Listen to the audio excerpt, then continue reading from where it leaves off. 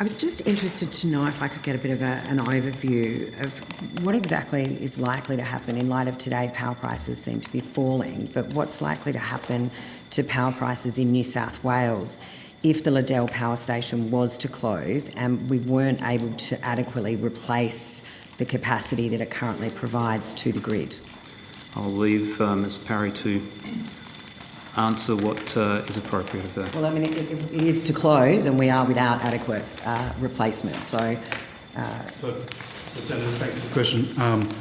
I will throw to Ms Parry, but this was the subject of work that was undertaken, so it's not necessarily a hypothetical. The Liddell Task Force, which was a combined effort with New South Wales officials, provided its final report to governments.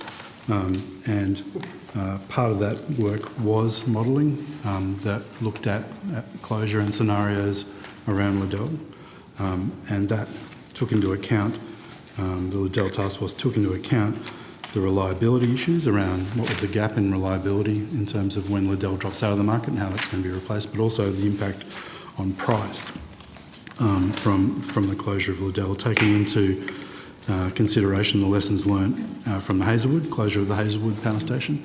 So Ms Parry, perhaps you want to go into a little bit more detail about the price impacts.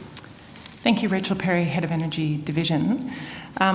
What the task force found, and particularly the lessons learned after the Hazelwood closure, was the modelling indicated that under a no replacement scenario, so if Liddell exited and nothing else, no other dispatchable generation came into the system, was that annual average New South Wales wholesale prices would remain close to or above $80 per megawatt hour for the remainder of the decade as other plants close as well. So what the modelling indicated is if there was no replacement capacity, that there had the potential to be quite a significant price impact. As Mr O'Sullivan has indicated, that the government, in its response to Liddell closing and in particular looking at not only dispatchable generation to replace capacity and also taking into account AEMO's electricity statement of opportunities and supply potential shortfalls post-Liddell closing, they also looked at the impacts on affordability and ensuring that there was enough dispatchable capacity in the market to address system security and strength issues, to address pricing and affordability issues, and to ensure adequate supply. So that was some of the thinking behind ensuring that incentivizing dispatchable capacity to come into the market in a post-Liddell world. Okay.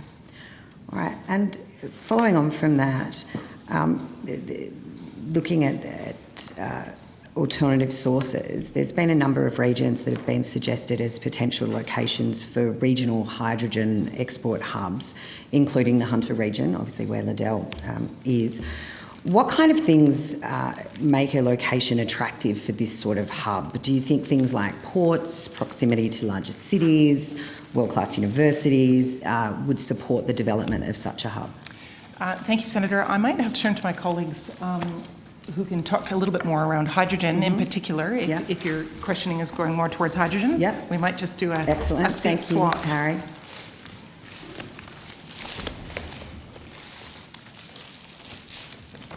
Senator Kushla Munro, Head of the International Climate and Technology Division. So thank you for your question, because sort of noting the recent announcement by the government of the $72.2 million for the regional export hub.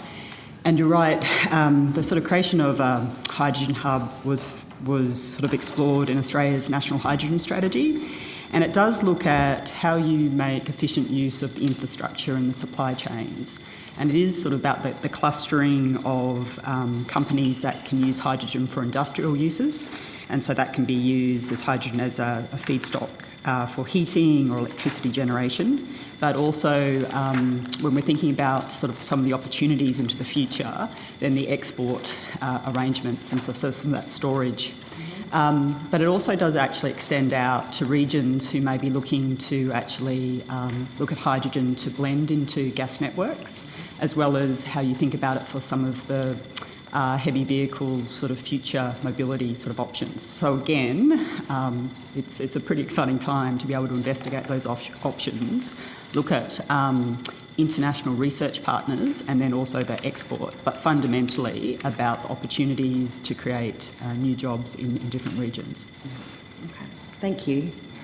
Just to clarify though, last year there was load shedding around the Hunter, including at Tomago Smelter, which would suggest that perhaps the reliability and the load is not there currently at the moment, even with Liddell, and that, you know, if Tomago Smelter goes offline for 3 hours, that's the end of the smelter. It cannot be restarted, and it did load shed for, I believe, 2.5 hours last year in a bid to keep, its contribution to the market. Is that not the case, that there is still reliability and security issues already with Liddell still in the market?